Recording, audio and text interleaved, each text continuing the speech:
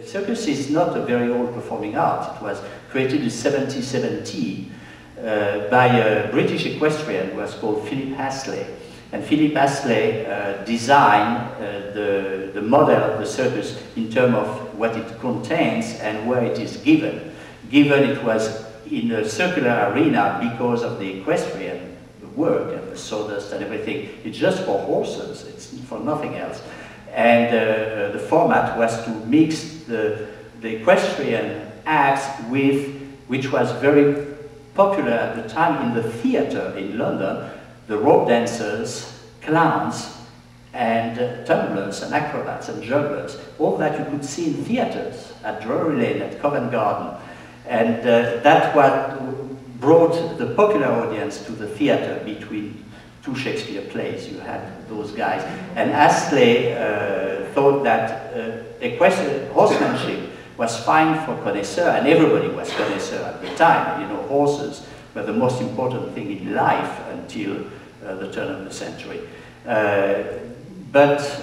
You know, the beauty of a step with the horses or acrobatical horses was fine, but it's not enough. So he brought the clowns, he brought the acrobats, he brought everything in his show. And his show was a building which was in London at Stangate Street, next to Westminster Bridge, and at the corner actually, just next to the bridge.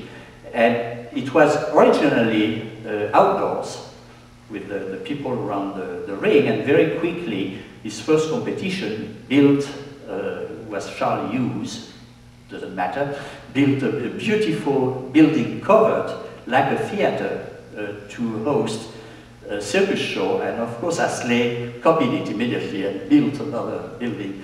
And Astley exported the circus to Paris, and a student of Hughes, who was called John Bill Ricketts, came to America in 1793 and built the first circus in Philadelphia, and then in New York, he made it the same year actually. And there were even a circus here in this city, in Baltimore, that John Bill Ricketts built. And there were circus buildings all over America until practically the Civil War. The last circus building in America was in New York. It was the Hippotheatron, or New York Circus, which was on 14th Street, which was at the time the center of the theater, the theatrical life in New York.